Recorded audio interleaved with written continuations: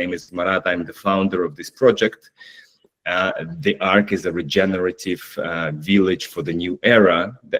That's how we call it. And as I found this land, the land where we are now, in May 2021, and we started the project in February 2022, when we signed the contract for developing this land. So we're a pretty young project, and today I will show you everything. What practically is going to go maybe around like 80 to maybe 90 minutes, together with questions and answers. You are super welcome to stop me in any moment of the presentation to ask your questions. I will be answering to them all. There are no bad questions, please. There's going to be a lot of information, so feel free to ask as complicated questions as you can.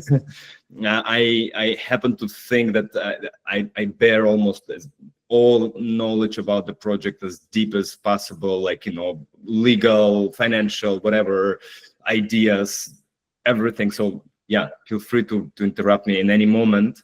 There are going to be more people coming and joining and leaving, so don't pay attention to that. You can also keep your questions in the section of the chat, and just like if you want us to discuss them later on and not to interrupt the flow. So whatever you want works.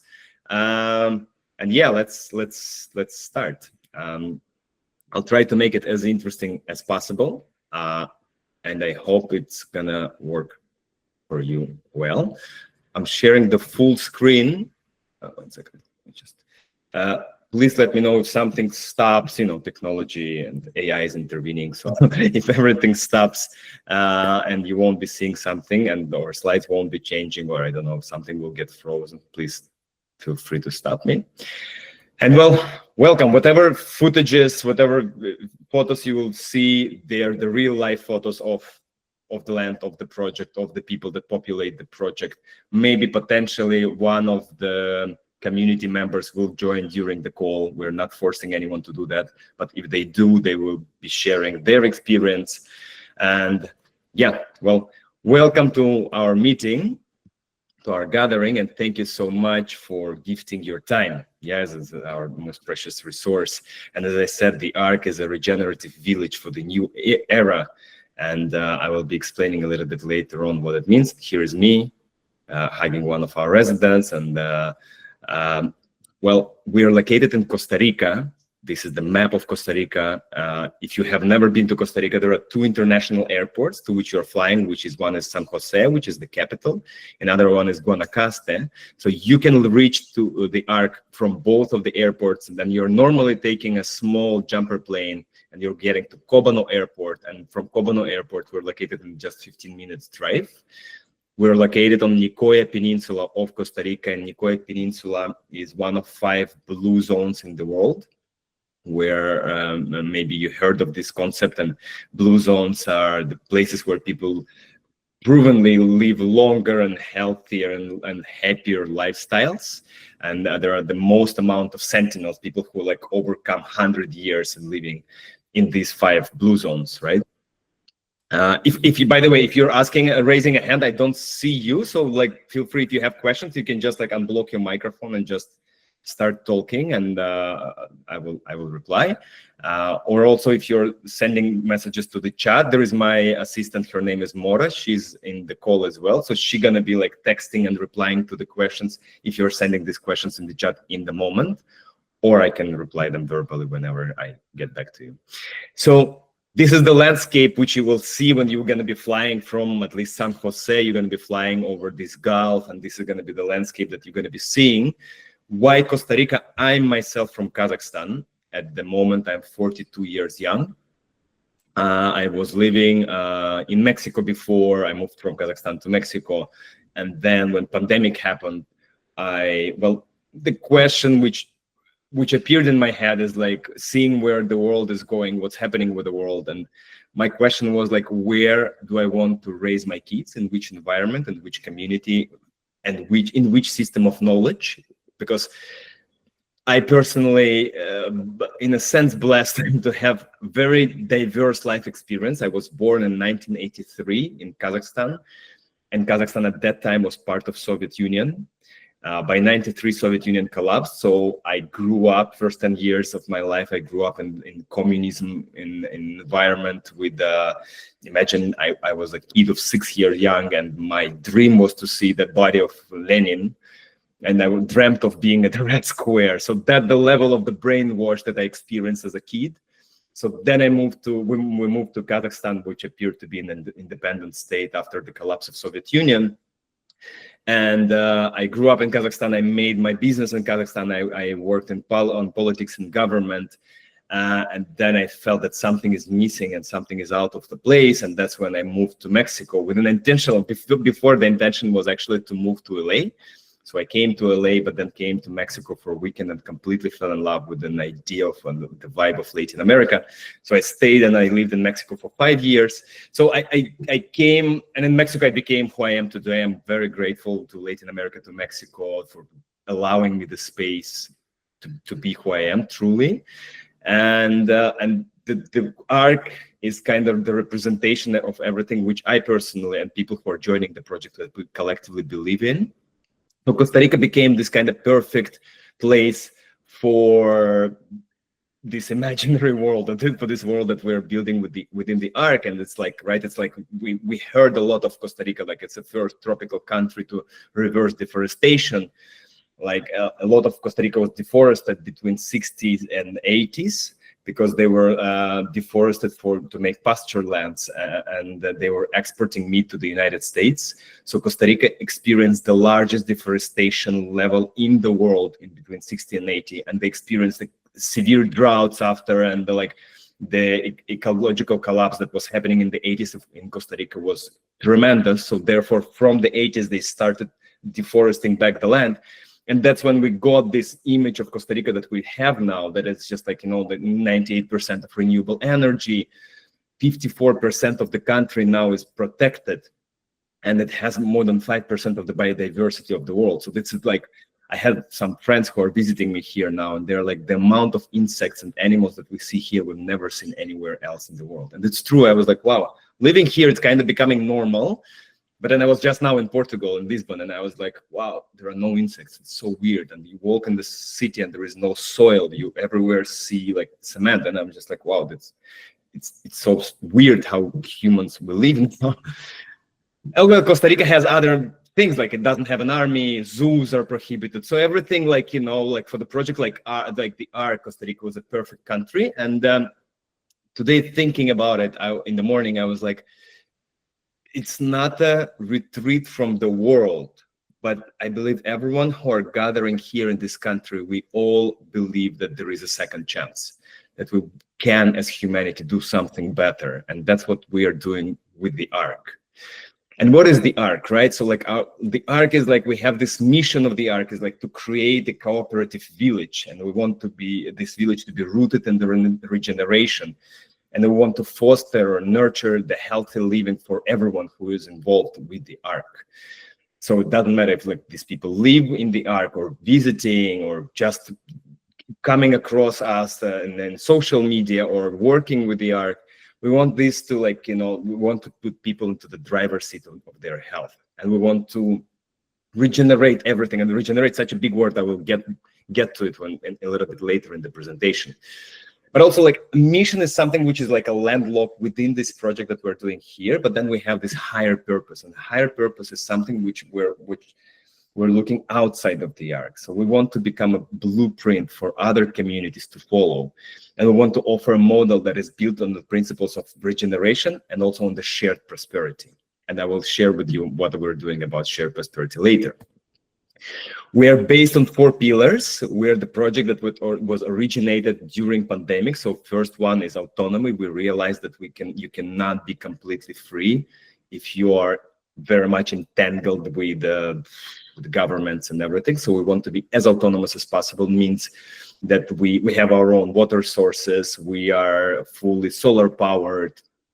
We have 15-acre or 6 hectares farm, which we're constantly working on to provide as much calories on the plate as possible for every resident and people who are involved in general with the ARK or larger community. Another one is health. So again, as a project, and as a project like that was born from the pandemic, we realized, right, all of us, that like, wow, the health is so important, and it's like you cannot now blindly believe to doctors. I believe like, and maybe you can share this, right? Like that during pandemic, we realized that conventional medicine is it's just a corporation, and it just and looks at us as like as consumers.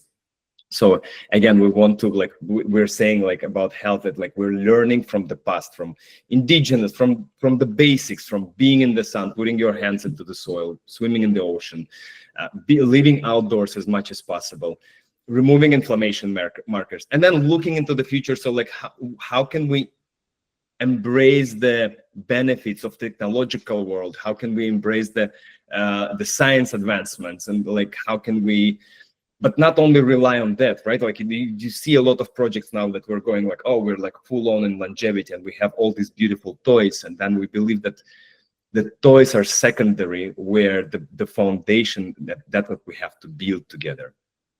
Another one is regeneration, and I promise that I will come back to this word more.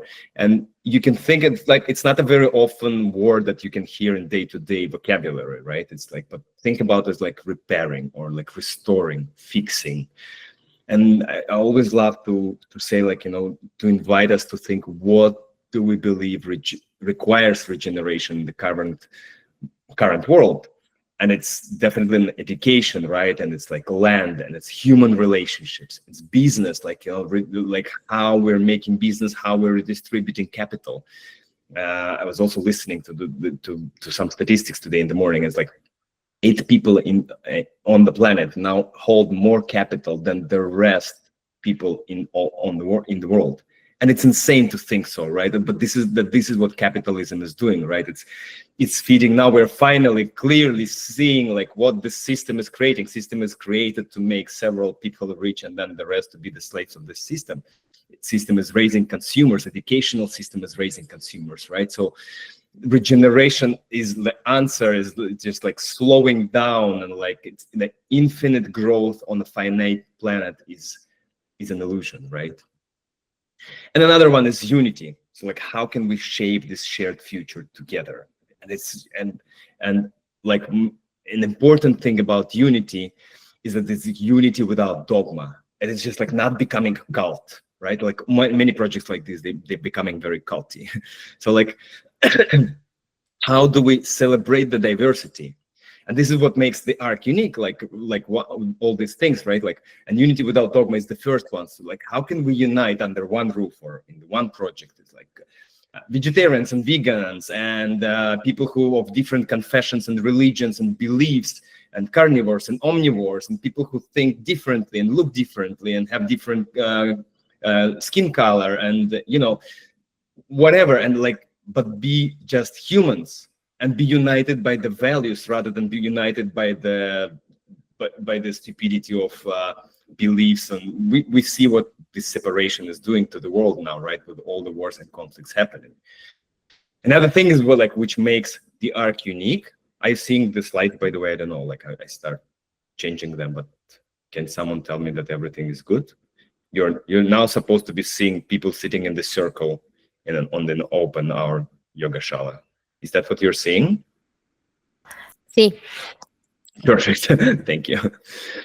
Another thing that makes us unique is that we are, and I always say so and repeat myself, is like, we're not a real estate development. And that's a very important factor. We want to be as far from this definition as possible. We are a living organism. We're an ecosystem, and we're a living model. And we're a village, but we're not a real estate development. So therefore, we don't have investors. We believe that such projects have to be very distinguished from real estate developments. And very often you can hear about other projects, and then they have investors, they have like hedge funds invested into them, and then they're saying, oh yeah, we're an intentional community. And like, you have to stop right there, because this is BS. Because then the moment you have investors, you're becoming a real estate development. And the real estate development has very clear objectives of making people who are making real estate development rich, and then you're just buying property from that development. We are a fully self-funded project. I invested my own funds into the project to get it to a certain stage, and now whatever profits we're generating, we're reinvesting into the project. So we're completely self-funded. We don't have any outside capital. Another thing that makes the ARK unique from other projects is like, we call it like a spirit and structure. And it's just like, there are also like very good distinguishing factors where like, sometimes you see these fairy ideas of like, oh, let's just gather together and we start living and we're just gonna figure it all out. And this, 98% of these projects, they collapse, I think, in the first year. Another 90% collapse in the second year. Exactly because of this, because people think, and we started talking a little bit, right, like with Michelle about it, that this is not a paradise, and this is important to know. This is hard work, and this hard work has to be done by someone, and this someone better know how to handle large-scale projects. That's great. Thankfully, that's what I was doing all my life, and it requires very, very robust structure. People who are doing this have to understand what they're doing, and this balance is also important. Very often, you see the projects where you see the structure, but then you lack the hard component. You see that, like, then it's a real estate development, right? It's like the perfect structure, everything is great, but then you're like, yeah, something is missing, and you're coming and you're like, yeah, like it's great, but there seems to be that these are just random people who just bought houses or lands, and now they're like kind of they're not even co-living. Majority of them don't even know each other very often, and there is no social fabric that connects them all, right? And they're just like random people that are just united because they decided that this is a good real estate investment, and that's why they did it. So these two things have to be very properly balanced, and we believe at the ARK that that's what we're doing at the ARK. Another one is a full service living. I was just talking today with the person who was interviewing me for a great podcast that's called Relocating to Costa Rica, and we were talking about it, like how complicated it is. Like, we all have this idea of like, oh, let me just move to Costa Rica, everything's gonna be fine. Or with any other country where you don't speak the language and you never built before, and then you're coming and then you're like, it's madness. And I made a very bad decision.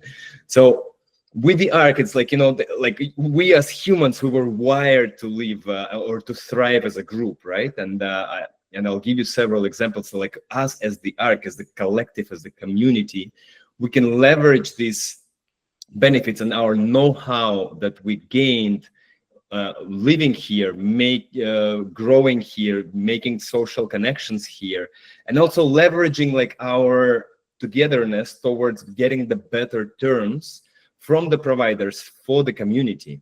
So we kind of making like your landing in Costa Rica as easy as possible. So you don't have to figure out, oh, who's going to be a plumber? Is he going to show up to do the work? Oh, my mechanic for the car made a bad work, and actually I gave him the car and then he stole more parts than he fixed.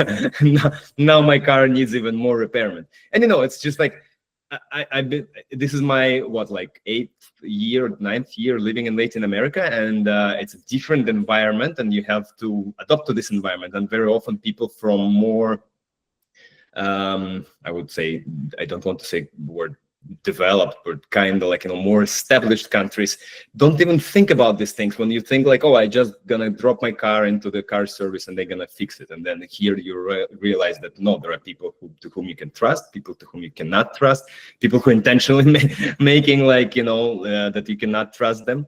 So yeah, this is like so full service living. We're taking our residents by the hand from the moment of starting believing in this idea, thinking of this idea, developing the architectural project, getting the permits, building the house, and starting living this life, and just like having this plug and play kind of style of living with this environment. Another part is like residents' involvement. So we believe that very often I see the projects which are like, oh, you just buy land and then you're on your own, and whatever you do, you do yourself, right? And then like, I don't know what you're doing, and you have your life somewhere. You're a digital nomad or someone, and then you're just living. Here we want to build this social fabric where it's like pretty much entangled, right? Like, what can you bring to what you can bring to the community. I really love this question, which I very often raised in the dinners or meetings with friends. I was like, okay, if the world is to end, and you have to offer certain skill to the community, what would it be? And the funny thing enough that we come up to like all different ideas, but it's a great question to ask yourself. It's like, so what can I do actually? And there are many things which are required in the projects like this. We're an immense project, and you will see like with very different installations and many things, and it's constantly evolving. So like Pierre was sharing, like regenerative financing, like all these things like are very much needed, and we're looking forward to get like residents who want to participate in a certain extent. But at the same time, we say nothing is an obligation and everything is an opportunity. So if you don't want to participate, it's fine. But we're giving another opportunity for people to participate, and that makes us very much proud, because then it's not like, just oh, there is a developer, there is a team that's doing that, and then there are like the rest of the people who are just like living. No, there's like we all together are doing it, and of course there is a dedicated team who is like a backbone of this structure kind of thing, and then other people are participating. And as an example, for instance, we have a resident who is participating. She's doing land tours whenever new people want to join us, and she's sharing her personal experience. There's a person who is doing a post-harvest manager at the farm, so like creation of all the different products from the farm, and further establishing relationships with the community, like a larger community and restaurants and cafes to make the farm thriving. There are people who are involved in the school. There are people who are involved in the construction and project management. So there are like, you name it, there are all different types of participation, and the idea is that, yeah, like this kind of togetherness. And another part is profit share, and this is, or profit partnering, and this is something that maybe Pierre, then I would like to talk more in details later on, and would love to see the green factor in Portugal, because what we also looking into is like this kind of regenerative model of financing, which is we are redistributing the profit of the ARK with the residents and with the Costa Rican family from whom I purchased the land. So this is our village structure, right? So this is the ARK in the center, and this is everything that we're having or planning to have in future. And this is, of course, real estate sales, right? Like we're selling land, we're selling houses, we're selling fractional ownership. I will share with you everything now. And also we're receiving commission of resale of the properties later on in the ARK. So all these real estate sales are going to the ARK. Then everything which is about like food and beverage, right? It's like cafes and restaurants, the farm and events. It's like wellness events, culture and art, retreats. We're hosting events, we're organizing events, we're running like daily event programs. So all the profit from all this is also going to the ARK. Hospitality services, concierge, we're renting out houses and inside of the ARK, and we're charging a commission of 15%, so it goes into the ARK. And then there is a concierge service that we're providing to the people who are coming, so this income is also going to the ARK. Then there is a service of maintenance of all the houses inside of the ARK, right? There is a service of construction. There is a service of owner's representation when we are helping you to build the house of your dream in the ARK. It all comes here. And then there is an art center, which is like it's going to have its own hotel and a gallery, music studio. And this is like, some basic elements. There is, of course, a school. There is, of course, like a sports center. And all this is going to the ARK. And then from 2028, for now, everything is going towards the development of the village. So we're building, with this money, we're building the village. And from 2028, all of this, we're going to be deducting operational expenses. And then 31% is going to be redistributed among the residents, so among people who purchase the land. So think of it like this. When you're purchasing the land now, later on, whenever the village is developed and we still have real estate to sell, you're also receiving money from that real estate. 25% when I got the land from the Costa Rican family, I offered them to stay in the project. They have this land since 1966. So they wanted to go out of that land. Their cattle raising family, this is their business. So I offered them to stay in the project, and aside of purchasing the land from them, I gave them 25% of all the profits that we are going to generate as the project. And 44% are redistributed among team and active residents. Remember, I told you, like, this kind of residents involvement, right? Like people who are participating in the project to make it happen. We want to make it more beneficial, obviously, for them. But this 31% are redistributed among all landowners independently if you're participating in the life of the village or you're not. So this is the model that we envisioned in the very beginning, and that we kind of made it happen. It's not done through crypto. It's not done through our own coins. It's a very practical, like, standard way. So like when you're purchasing the land, your participation is locked in an escrow, so you cannot sell your share of the ARK. Think of it as like you're receiving profit. You're not responsible for losses. You're not responsible for management, for anything. You're just receiving the profit from the project. And this is our journey. As I said, like in 2028, we're going to start to redistribute the profit. Well, we're in 25 now. We started in 22, so from legal and work and infrastructure make it. And if you think about it, it's just like we were exchanging with some people about the idea of doing something like this by their own, right? Or starting up. I'm now giving a lot of interviews and also kind of workshops to people who are starting their communities and starting their projects, and I'm participating in some boards of some new computing communities, because remember, we have this higher purpose, right, to be this blueprint. And the first question I always ask people who are like, they're like, what is the advice? What is an advice that you can tell to a person who starts a community? And I'm like, don't, you know. And this is truly it, because like, first, if you really want to participate in something like this, see other projects and join them. There are so many projects in the world that require new participants, that require people who want to actively participate. Why to start something of your own? In my case, it was because I truly believe in this kind of new economical model that we're creating, and I was truly believing that I possess the knowledge and experience that is required to lead the project like that.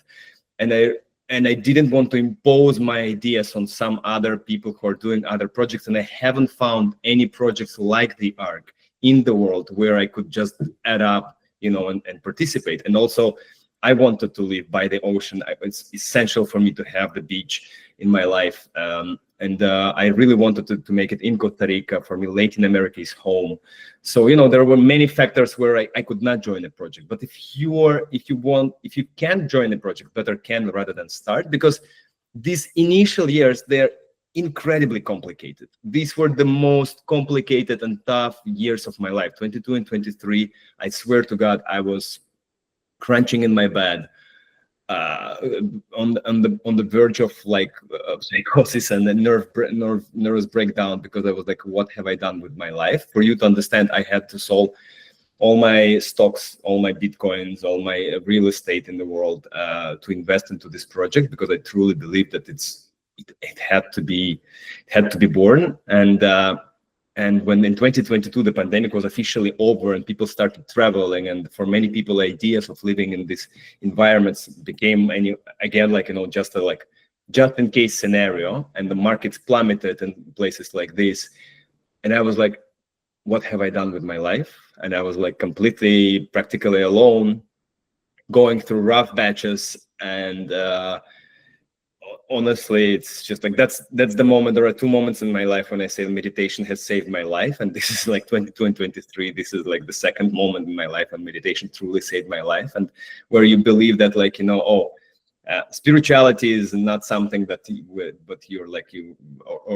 or spiritual enlightenment is not something that you obtain on the sitting in the lotus pose on the top of the mountain in the monastery, but it happens in the moments like this when you're like just breaking in pieces, and you like truly like it was brutal. And I would not want to repeat like anything like that, and I don't wish to anyone to go through something like that. So you go through many processes, like, you know, due diligence, and you structure. Imagine like to structure the legal framework of something immense like that. We're 200-acre property. It's just like we have 4 kilometers, I don't know how many miles is this, of roads, and to create the division of land. It's just like the amount of work that you have to do, like, to create this legal framework is insane in the country that you don't know, right? Like, and thankfully I speak Spanish, but anyway, like to develop the master plan, to open up the roads, to build the water infrastructure. We built a $1 million project of water infrastructure where now we connected potable water to all the lots. And for people, again, from more like kind of developed countries thinking about it, like, oh, water infrastructure, why? But like access to potable water is going to be the most vital problem in the world that we're going to face. So assuring and closing this for the ARK was super important in the first couple of years of the project. And to start the farm, like, we were fortunate enough to have an amazing specialist for permaculture who was with us for the first 3 years, and he made the first setup of the farm. But to grow food in the tropical climate, in the coastal location, in the land that was for 60 years deforested, and it was degraded by cows, and the land, when you can think of like, oh, having cows on the land is great. It's actually great and can be great if it's properly managed, but it's not. That the land is getting compacted, so we have a very thin productive soil level of the soil, and the rest is just like rocks and sand. So what we have to do, we recreated more than 200 tons of compost to create the farm, which is now thriving. But having this endeavor, it's like it's a more than $500,000 endeavor just to launch that process, and to invest into it, and without any expectations of result, because like the farm is not a business like at this scale. But that was an essential part. Like, if you don't have the food resource in your project, then like, whatever you are doing is unsustainable for the long term and for whatever challenges are appearing in the world later on. So these were the first couple of years. And then in 2024, this was the first year when we started getting first settlers, first residents, first participants of the community. So we call this year the Creating a Community. So we implemented security on at both entrances of the ARK. I will share with you in a bit our map. We created a team. We started having this first residents, and we started this first trial events, and all of that looking into like how the next 3-4 years are going to look for us. And this year we opened our Shala. We launched the property management. We launched an event programming. We opened the kids playground. We opened the first stage of the school. We launched a hospitality program. Now we're building a community kitchen. We started building our sports center. We're opening in December 2 paddle courts and a tennis court. We're building a reception that's going to be opened by December as well. So this 25 is this active year of like things appearing, like growing from, I call the ARK as this like entangled mycelium, and now all the mushrooms are popping up, like growing from that mycelium.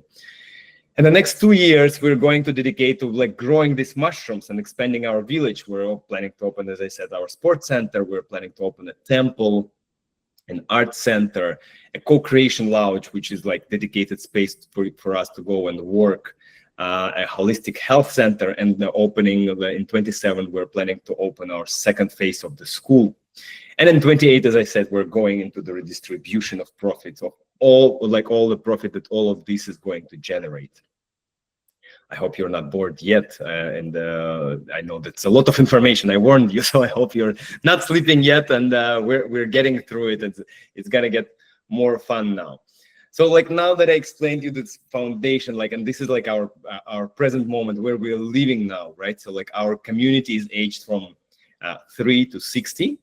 We have people and single. We have people in partnership. We have people married with kids and married without kids. So there is no pattern here, and we don't want to have the pattern here. We want to have people as diverse as possible. We have people from 15 countries, very different countries, right? Like we have several languages speaking in the community. Our common language is English, but we have people from all over. At the moment, we have 32 adults and 17 kids and 20 people of our team members. This is the photo of our very first concert that we did at our Shala, which was I believe in April.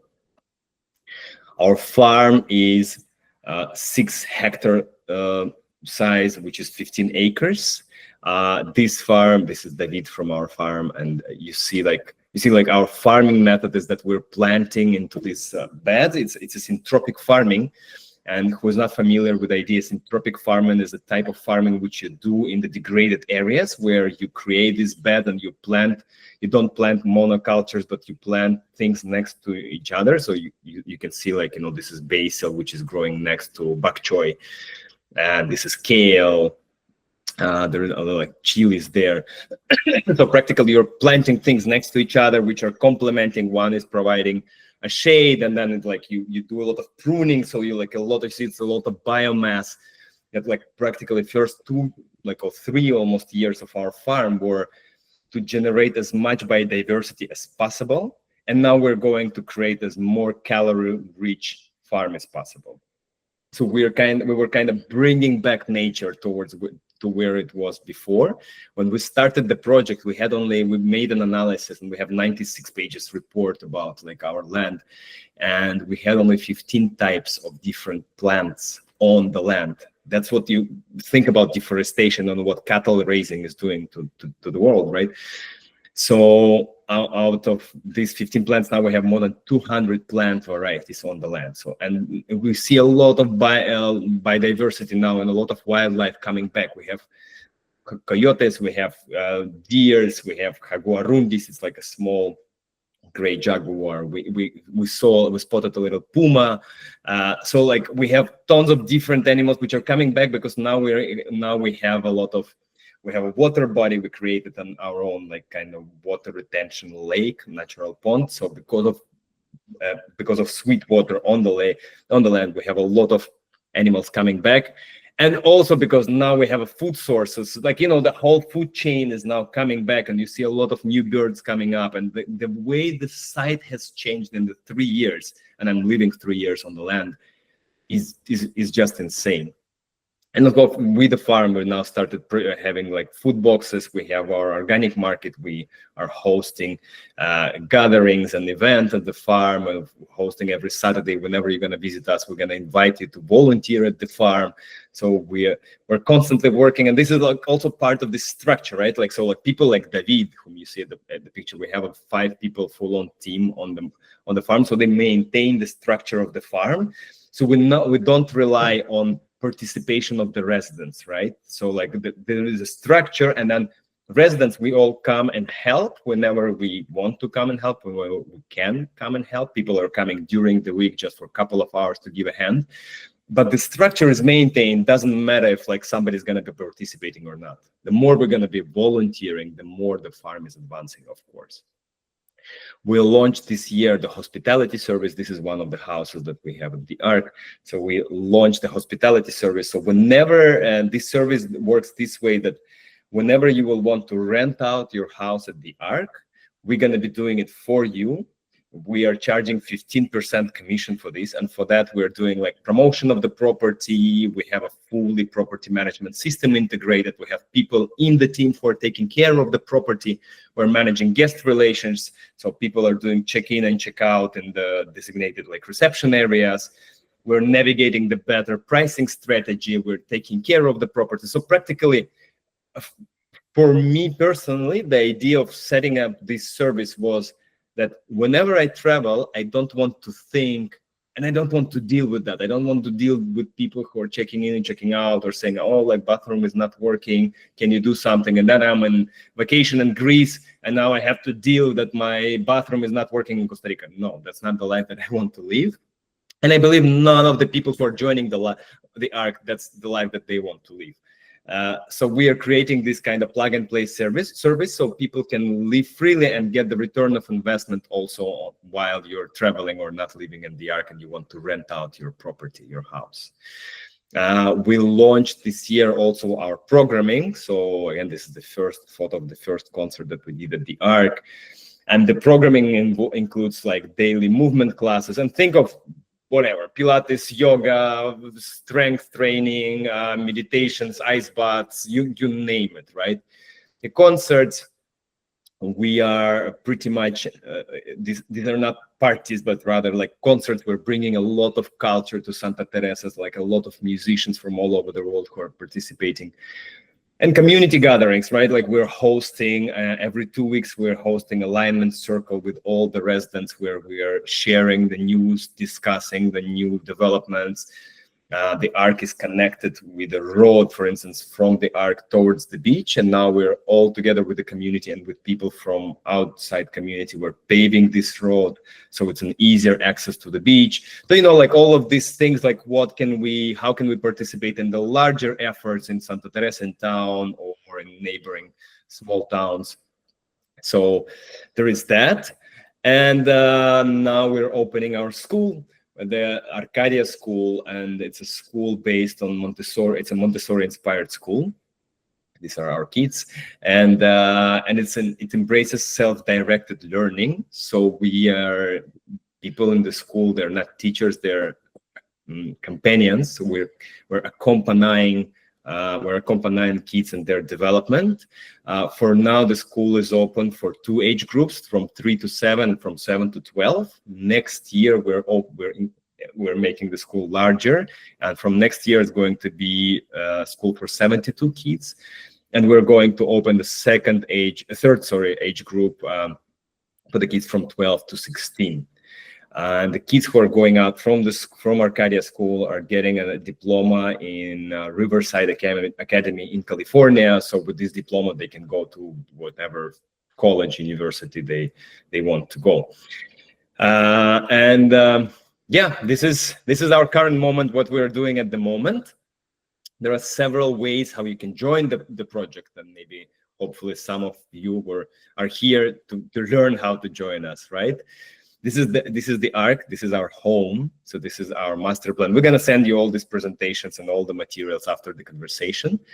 So we have very large lots because we believe that, I don't like to use the word luxury, but I have to. It's kind of the luxury of living is in having the land and in living on your land. So our lots start from 5,000 square meters, which is around 1.2 acres.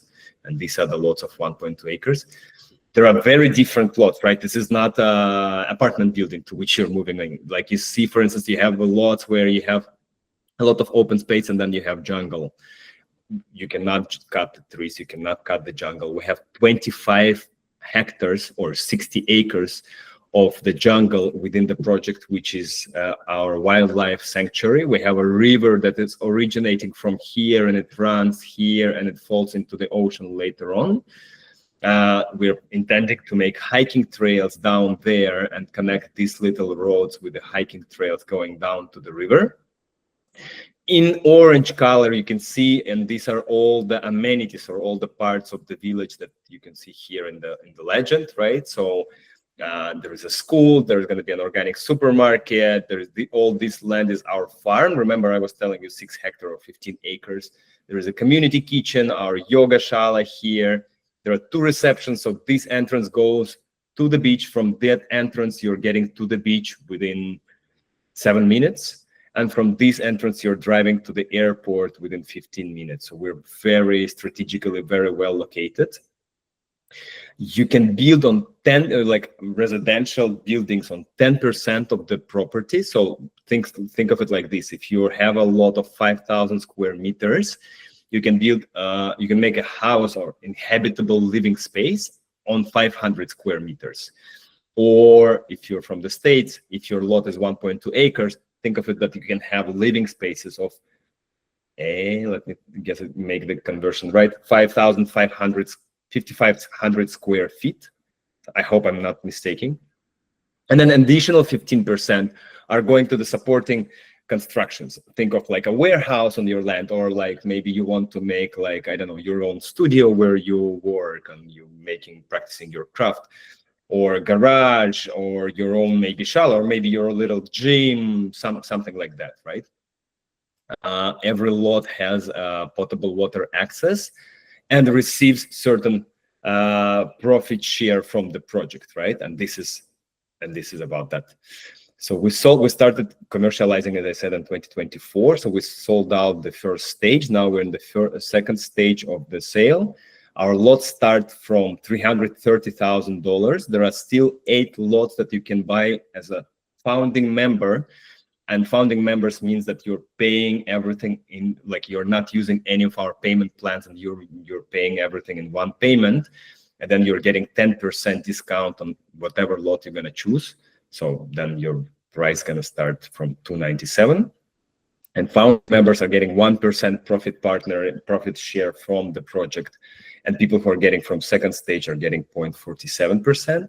And then we have different benefits for the residents. The sooner you're joining, the more benefits you have. So you have, like, I don't know, like, if you think about it for founding members, and like, imagine like this, you have like saunas and, like, you know, and tennis courts and whatever. So you're going to be getting certain like amount of free participations in that, and then the discount.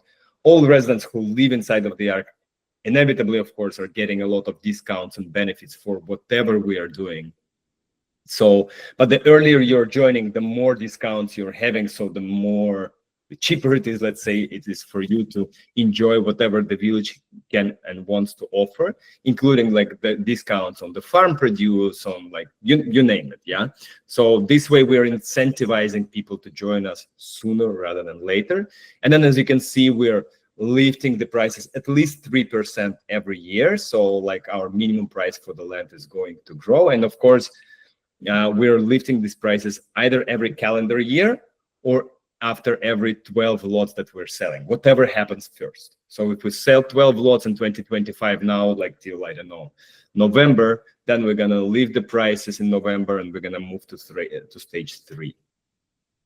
And if you want, and this is another thing, right? Like, we understand that we want to make this lifestyle for people who want this lifestyle and who resonate with the ARK and with whom we resonate as affordable as possible. So therefore, we came up with different payment plans, and this is something that we're presenting for the first time actually today. So we developed these payment plans to accommodate to whatever. We cannot, of course, make it like, you know, long in-house payment plans, right? So we have different options of like joining from like with payment in installments, and this is like, you know, monthly payments. So like from 12 to 60 payments. We can give 0% interest if you're giving certain down payment of like 20, 30, or 40%, and then we're giving you 0% interest on from 12 to 36 months. And there is an option to purchase land without any down payment and straight away go into the monthly payments. So think of it like this: if your lot is 330,000 and you're opting for this option of like 60 payments, then your monthly payment is going to be around $7,000 a month. So practically in $7,000 a month, you can get a lot. And the thing is that you can start building any moment. So we have all the legal mechanism how to make it possible. We're transferring the lot to an escrow. So whenever you're going to finish paying, the lot is going to become yours, and the escrow is trespassing you the lot, the title. You can share because the lots are so big, right? So you can buy it together with someone. Think of it like this, like, right? So like you can build a couple of houses, or maybe 2, 3, 4 houses. Think of the restriction of the construction in percent is like amount of square meters that you can build, but you can build it in several dwellings. So having several houses, imagine that you buy a lot like that, which is completely open, which gives you half a hectare of land or 1.2 acres. You build 2 houses. So practically now your price of the land is not 330, but was it 165 now, right? If you're buying it together with someone. And if you're buying it together with someone in the payment plan, so like your payment per month is $3,500. So it's I believe we cannot make it more affordable from our side, and therefore we are offering this. And if this is still a very short payment plan for you, there is an option. We're pre-approved with BAC, which is the largest bank in Costa Rica. So you can opt in for buying land in loan, and the interest rate is around 8%, which is not very interesting, I believe, from people from Europe, because interest rates are much lower there. But from people from US and Canada, I believe they're pretty close to what you can get in the US. So, and the bank can give you like from between 15 to 30 year financing on the land. And other thing is that this is if you want to buy your house and buy your land and build the house, right? And other option, like how you can join, is called a fractional ownership. We call it like you can buy a piece of a private residential estate at the ARK. So one of the lots, and this is actually this lot, I will show you. This is the lot 45. So this lot we are developing into a residential estate with these 8 houses. So what you can do, you can purchase a share in the company that owns this residential estate, and this share gives you an option to stay 4 weeks on the property per year. These 4 weeks can be either at once, or this can be split, or you can split these 4 weeks between like 2 weeks simultaneously in 2 houses, and one share starts from $22,000. You can pay $240,000 and own a house for yourself. And these shares can be resold, so like you can resell these shares whenever you want. We're getting in charge in general for resale of any real estate within the ARK to maintain the integrity of the community. And also, whenever you're not coming and whenever you're not using your time at the ARK, we're renting this place for you, and you're earning return of investment through that. And also, like within fractional ownership, we can also, like if you're purchasing more than 7 shares, we can give you 12-month payment plan at 0% interest. So you see, we're trying to make as many options as possible for different people, for different buying opportunities or interests, right? Like, we made this project, and I'm getting one of the houses for myself in this project because I truly love this. So I was working a lot with architects to make this. They're not very big. They're around 100 square meters, which is around 1,000 square feet, like out of which like 40 outdoor and 60 indoor. And for me, at this current stage of my life, this is everything that I need. But we're doing this project for people who are traveling a lot. A lot of people don't want to live here full time, right? You want maybe to come 2 months a year and that's it. Or maybe you want to have this option to go whenever you want to Costa Rica to your place, rather than just like renting random Airbnbs. And you want to be involved in the community life and like, you know, having all of that within your house, because then your house is not this thing, right? It's everything which is around, like a community pools and the kitchens and, you know, like your workout areas. So maybe you just want to come 3 months a year, and then fractional ownership is a great option for you. And this is, then it's a $60,000 investment. Or maybe you want to eventually consider to move to the ARK, and we want to make a house, and all these dark green lots are sold. So like you want to have a lot, and we want to build your proper house, and we can make everything for you. And then buying a land is an option for you. So this is the end of the presentation. You're very silent. I hope it was, let me stop sharing my screen.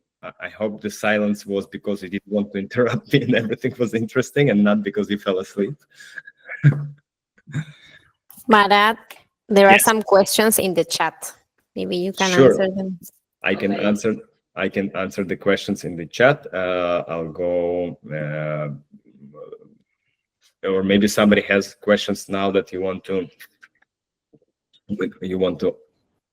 ask.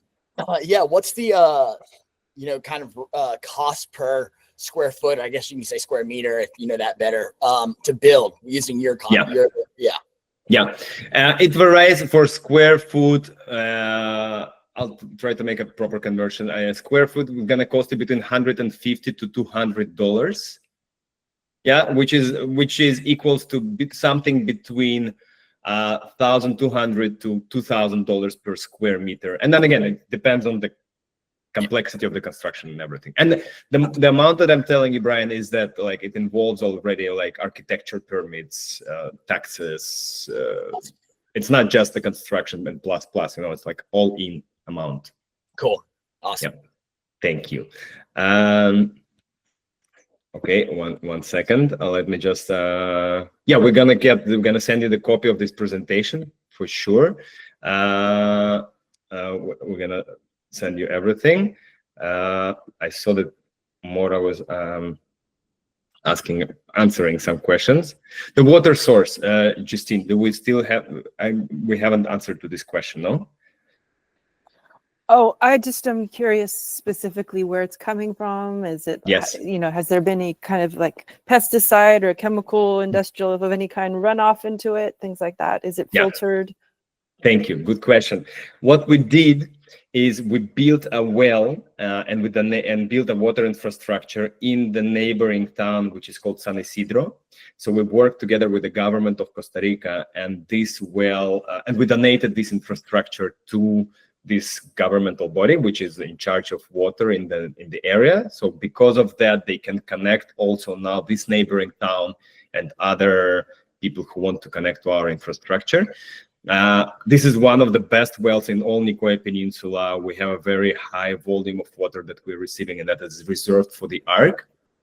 Water in Costa Rica is potable, so whenever you come to the country, you can drink water from the tap. This water is being potable, of course, it's coming with chlorine and like some of these things. Eventually, we're planning to put a big filter on the entrance to the ARK. We're not doing it yet now because it makes no sense. We're not that many, but we're planning to put a filter that is going to remove all these things from the water. Now, people who have houses already in the ARK, they installed small filters for their houses so that, water is becoming no chlorine or anything straight away. And we have our own wells on the land that we are eventually going to connect to this infrastructure that we built. And these wells, then there's just gonna go straight from the land. Yep. Great, thanks. There's more questions there. I'm sure you'll see. Yeah, yeah. How much open space and natural land is there? Yeah, so we have this 25 hectares of the jungle, yeah, and in general the land around us is very open, right? So it's pretty much like the farm is our open land. It has 15 acres or 6 hectares, and then the rest is divided. You've seen is in the master plan, right? But the lots are very large, so like it's not like the situation where the houses are tucked next to each other, so it's never going to have this feeling of closeness. And is that dedicated open space land that won't be developed at any point? No, it's locked. Yeah, it's not going to be developed at any point. It's locked under the, well, first of all, the green areas you cannot cut anything, and the farm is the farm, right? There are a lot of like social areas there at the farm. Is there a limit of seeds to be brought in for growth, like to the country? Yeah, to the country. Yeah, well, it's illegal to bring seeds to any country, actually. Yeah, but there are different theories why it's happening. I tend to believe because it's of Monsanto and all the GMO seeds that they're producing, and like all these things. And well, we brought a lot of organic seeds, and we're reproducing a lot of organic seeds ourselves. So like we have our own seed bank here on the land from the organic seeds that we brought and that we reproduced. And the sources from where we're sourcing the seeds are also organic seeds. We're not working obviously with any GMO or Monsanto things. Yeah, so but technically you cannot bring seeds, but whenever you're going to be coming to visit us, well, it's not a heavy crime. So if customs gonna catch you with seeds, they just gonna confiscate them. So we're always asking people to bring us seeds, organic seeds. So if you gonna be doing that's the best present you can do for us whenever you're gonna be coming visiting us. Can it be sent in the mail? Do they check that? That's a good question. We never try to send it with DHL or something. I think you can get through it. It's okay. Yeah. But again, I think so. People are sending much more heavier things through DHL than seeds, right? So I think we can try. How aligned are we with the native people? Native people as indigenous, Justine, or as indigenous? Yes. Indigenous situation in Costa Rica is pretty complicated, to be honest. There are 9 indigenous tribes in total in Costa Rica. That are all 9 are on the verge of extinction. There are tribes that have as little as 35 people. The largest tribe called Chorotega, they have more than, I think, it's still not very, very small. Like, we're not even talking thousands. We are in contact with several tribes, and we're like incorporating them in whatever we're doing. We're located pretty far from any indigenous communities. The closest one to us is Chorotega. They're located in Nicoya town, which is like 3 hours drive from us.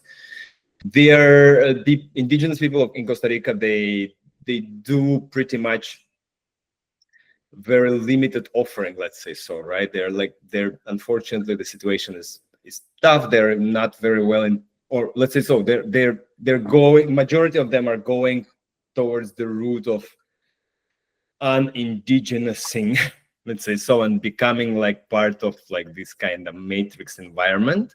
There are still some people who are working and doing great work, and we're working with them. They're visiting the ARK, and they're like going to be offering a lot of like, you know, their craft and offerings here in the project. We started our programming pretty recently, like in April, so we didn't yet have the chance.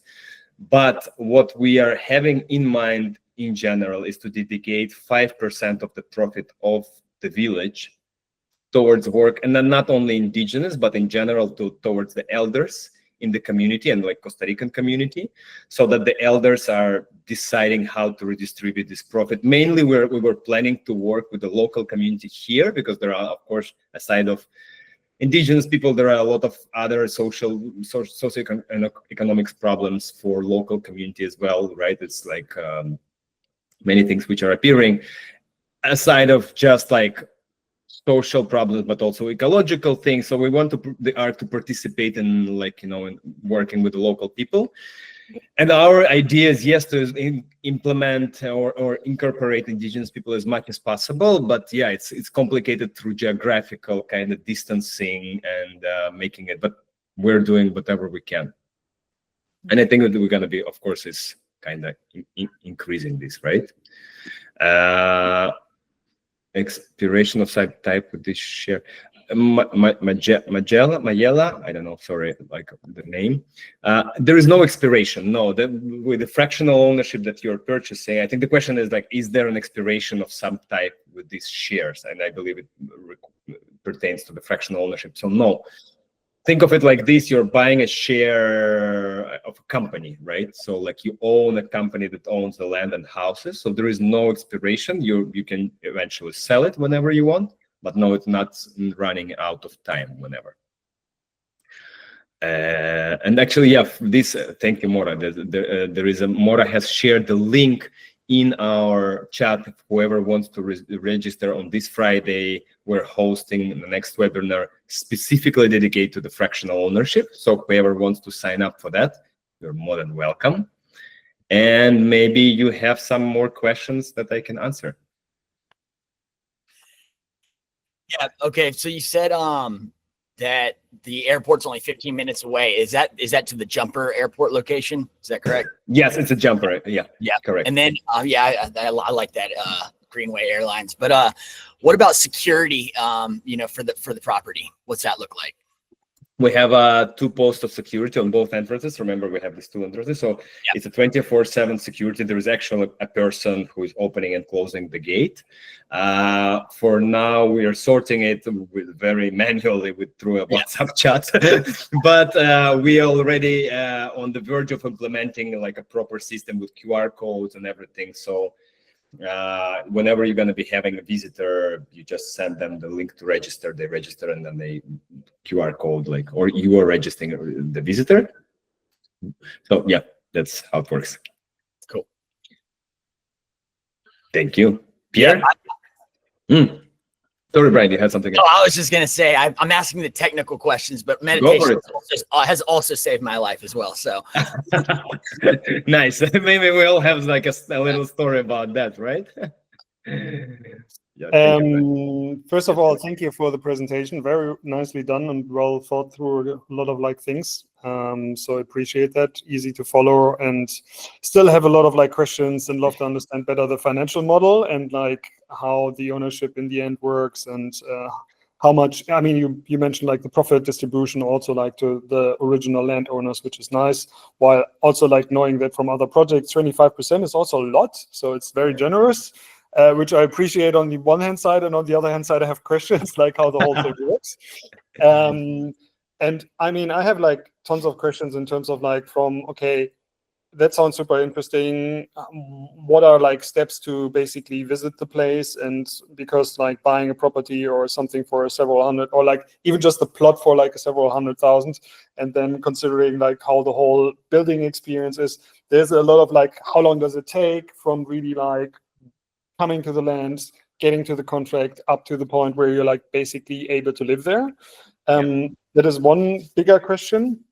And the second one, which is probably like also too much for this round, but like in general, like, I mean, I have never been to Costa Rica. I have been traveling for over 20 years now, basically to all countries, but like Costa Rica was always high on the list, but I never made it there. In terms of like what that means for like relocating when it comes to like how easy it is to get into the country from Europe, etc. Again, I think like that might be something that we need to outsource to another conversation, but just curious. Well, like, I'm happy to share. I can make it pretty quick, and I think it's also the question for many people, right? So, first of all, inside of fractional ownership, if you're buying a land lot in the ARK, we don't sell online. So visiting the ARK is a must if you want to purchase land in the ARK. And there is a certain process where you have to fill certain forms that we're going to be sending you, and we're going to guide you through this process. You can visit whenever. Going to the ARK's website, there is a thing called stay, so you can just like, go and just like put your dates and book one of the houses of the residents that we have, and you stay at the ARK so that you can experience the lifestyle here. And there is also an option, like there is a button called purchase real estate, so you just go and book a call with one of us, and we're gonna explain all this in details and help you with your stay and like all of that. The timeline normally is very quick. Everything can be done in a month from the moment of decision. There are different more detailed things that we can talk separately, how like sending the money, KYC process and everything. But all land is titled, so the title is going under your name. In Costa Rica, you can own the land either to your personal name as a foreigner or to a Costa Rican company. So imagine if you're purchasing land together with someone, you would incorporate a company and you would buy shares of this company. That company will own the title. We can also do all this for you. We have an amazing legal support that's very well structured. And all this takes less than a month, like KYC, due diligence, quick check of the contracts, of the documents, and signing. Moving in, you can move technically the next day. Like bring a tent, put it on the land, move in, and like. That's a critical point, right? Like there's still like the house or whatever you want to have there, like that needs to be built, and that probably like takes some time. And in regards to that one, like also curious about like the people that have already bought like a slot and are building there, like how many of these slots that you currently have sold are already like with property on it, and how do you like make? I mean, this is probably like a community that is very connected. So the process of who do you let buy land is also like an interesting connected thing. It's a good question. I think out of all sold lots at the moment, we're not building only on 3. The rest are in the process of construction or already built and people live. It's a pretty connected community. We as said, like right, there are certain forms that you have to fill, which give us basic understanding of like why you're doing what you're doing. We are generally not interested in the people who just want to make real estate investment. We are not a good project for that. So like if you are just looking for, let me just build something and like maximize rent and Airbnb, you can do that. It's not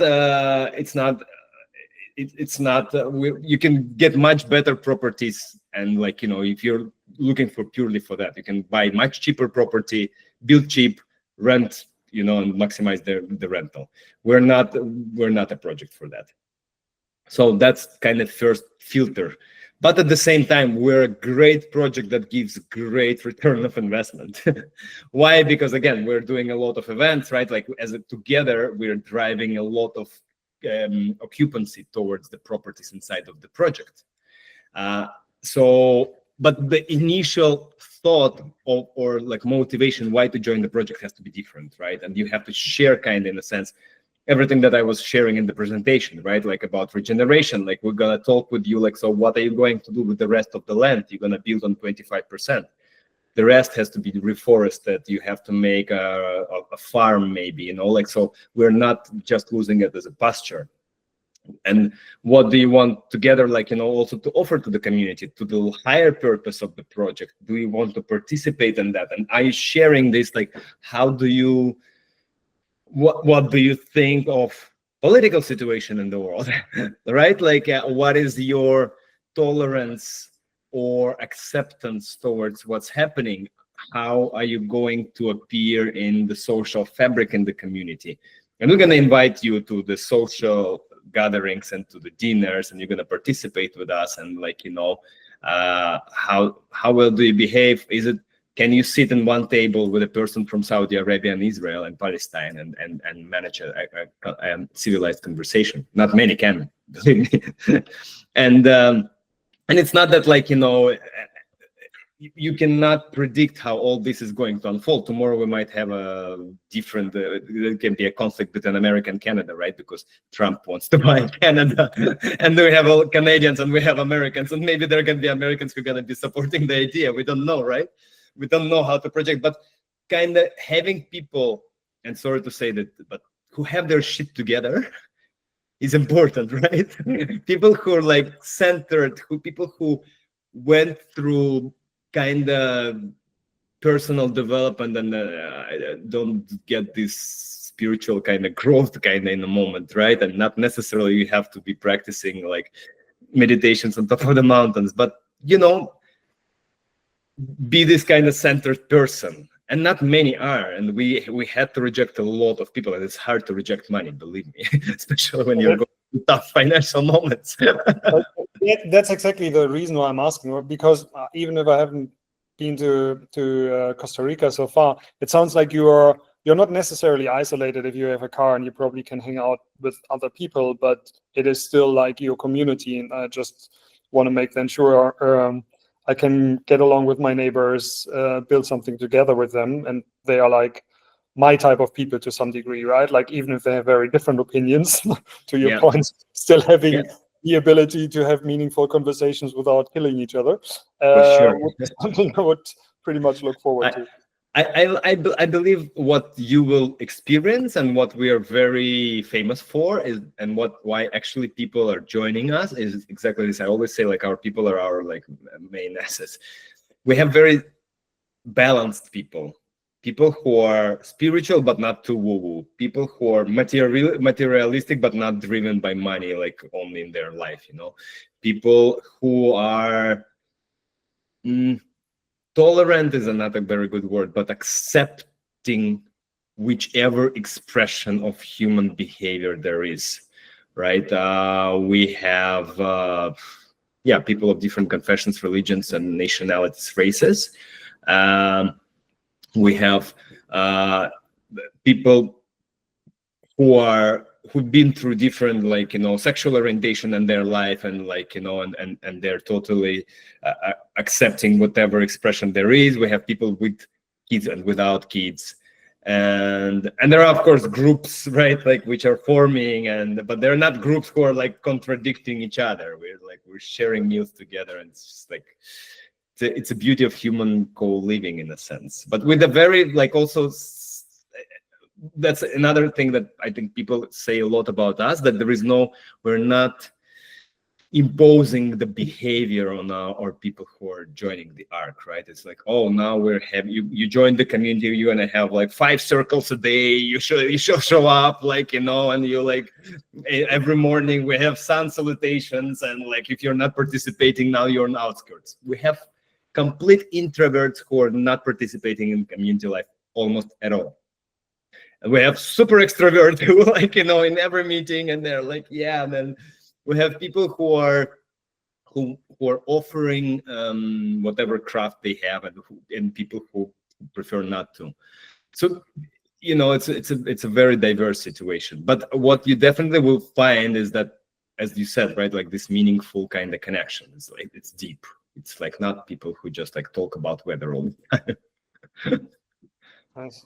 Yeah, I think like as long as the underlying values are the same, I think then, and this is like, I don't know if you have written them down, if you have specific rituals or guidelines around that community. Curious to learn more about that. But again, like would love to have a separate follow-up anyway, and can talk. Yes, we will try. Yes, I'm also interested to learn about the Green Factory project and tokens and everything. I'd love to learn. It sounds like the Kool-Aid tastes pretty good, though. So what is your like ideal, because what's the ideal length of?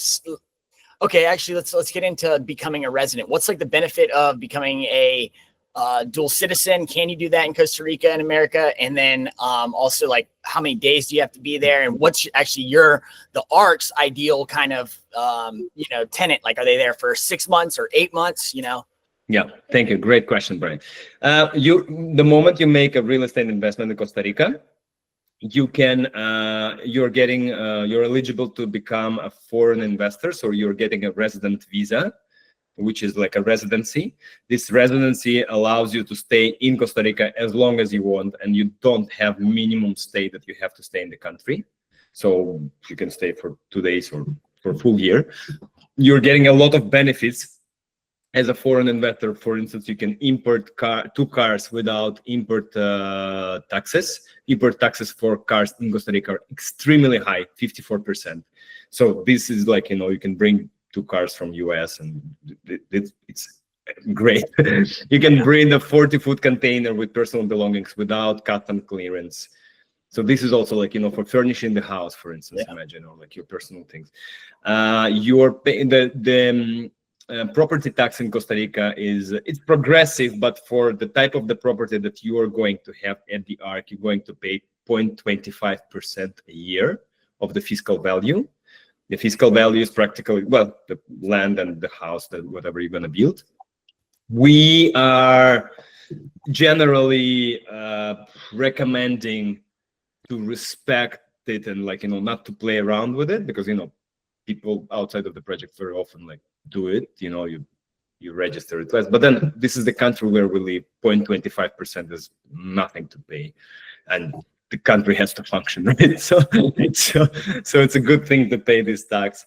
And out of that, in the ARK, you would be paying $130 a month, like an HOA kind of fee. Okay. Yeah, it's a maintenance fee and nothing else. The only thing which we are participating, but this is outside of the ARK, that we're paving this road from the ARK towards the beach. So this is not in the ARK's kind of budget. So we're all together gathering money for that. But think about it, like if you join now, for the next 2 years, it's going to be like $5,000 expense maximum, maybe. And then the payment's going to be finished. So it's not something substantial. Yeah. And that's practically it. And these are like a whole. I think obtaining Costa Rican passport is not an option. You have to marry a Costa Rican person. Yeah. How long are you there for each year? And the rainy season, right? It's in November, and it's the rainy season starts generally in May. So May, June, and when it starts raining. So now we're getting out of the rain season now, because then it stops raining for kind of a couple of months. July, August are amazing if you want to visit. This is honestly my favorite time.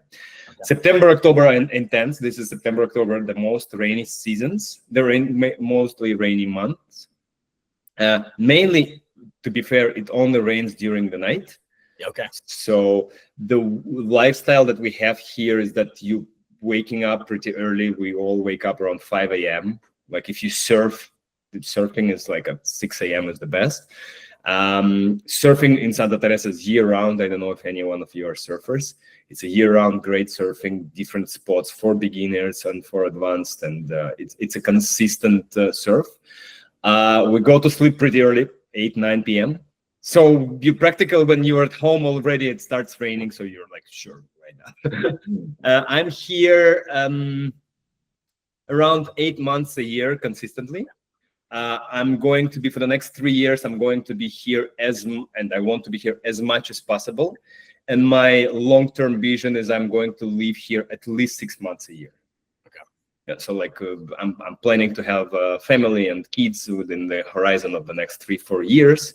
So my personal journey is to be very actively working as much as I can to make it a reality as quicker as possible.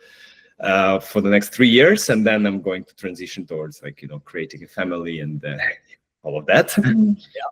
So for now, I'm enjoying my life of a burner. So I'm going, I'm going to Burning Man and all of these things.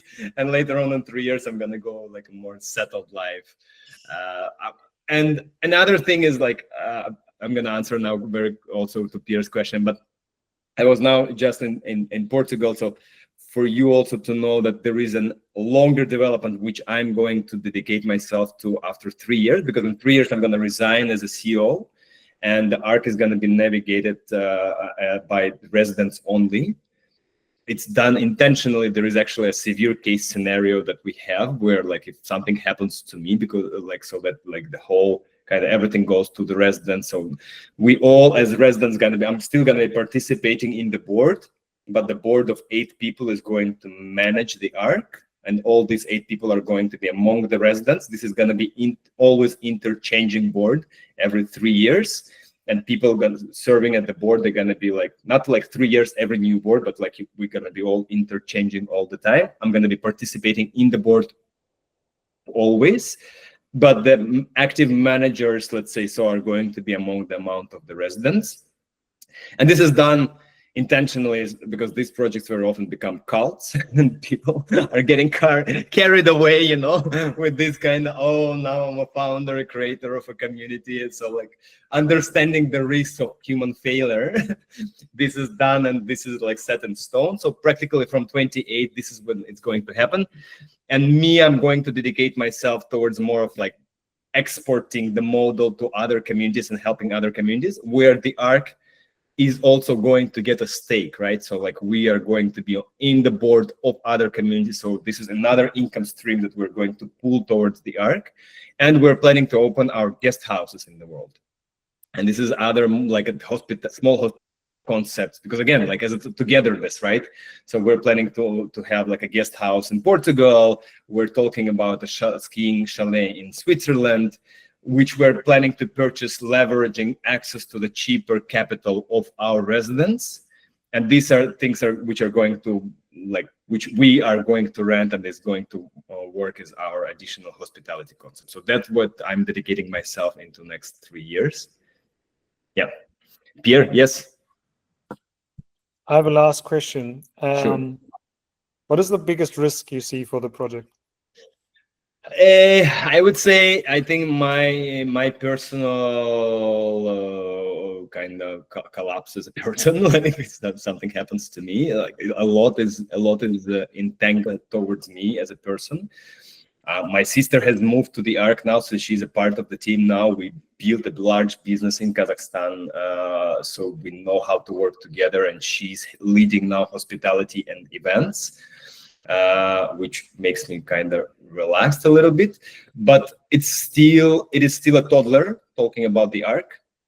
It still needs a lot of support and how it navigates. And I think my personal failure, something happens to me, there's going to be a big risk. But at the same time, there is already enough people who can take the baton, right, and go on with it. But still, it's gonna definitely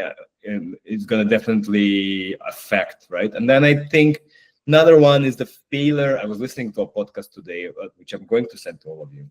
Yeah, I'm going to write them down. about meta crisis, and it was an interesting information about civilization. Every civilization collapses in the verge of between 300 and 400 years. Which podcast is that? I will send it to you. It's called Entangled World, and it's the very first episode about meta crisis. I will send it to you, and it's like very well explains what are we going through, but it's the first time that the civilization collapse involves other civilizations to collapse. So it's the first time that the world is so connected, and the US is now on the verge of like 300 years, and I believe that's what we see a lot. And I think large geopolitical event within the United States can and mainly collapse of the economical system, which US is inevitably going to. They're printing money like crazy and going into these like insane debts, right? So Costa Rica is closely connected to the US. Costa Rica depends on the United States, depends on the US dollar. So I think this is going to inevitably bring a lot of volatility to the project, to the country. But collapse of the US economical system or like, I don't know, civil war, whatever, like, you know, like big crisis, right? Big recession, like what we're potentially seeing now, right? Like, and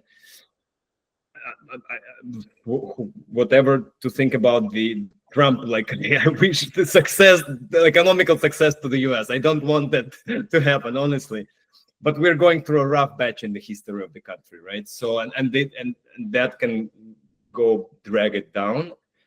Or another thing, which is like a big, what we experience now, the big of like verge of like world war, right? And I believe all thinking countries don't want to get involved into that, and hopefully diplomatic ways are like, we have a ceasefire now, but we were very close, right? Like we're playing in the like too complicated game with both countries have like nuclear, not even like arsenal, but like Israel, but like nuclear enriching sites, and it can get into like severe damage. So like big geopolitical events for sure gonna affect us a lot. As a project, we are pretty stable now. There are still, of course, cash flow is always a thing, right? But it's any business, right? Cash flow is a cash flow. That's the thing. We have a very solid financial team which sits in Argentina. They're with us for the last year and a half. We're navigating like, you know, ups and downs. Our objective now as a project to generate as much operational profit as possible, so we don't depend on purely on real estate sales, and that's what we're going to, right? And I think I love to say like we're above the hump, like that, and this like 22, 23 were like the year of a hump, and you're like crawling down the mountain, and now we're kind of starting like sliding in the easier way, because there are so many now like parts of the ARK, right? The school, there is a wellness component. We're starting hosting retreats, so there is life of the project, because the main risk was these first two years that we were practically selling a dream. And people who have joined the project, I mean, I'm infinitely grateful to the project, to the people who have decided to choose us and to vote with their money. And to believe that like there is a guy in Costa Rica, and that like there is a dream, and yeah, we're gonna make it together possible. So we're above that, and like and after that, and now there is no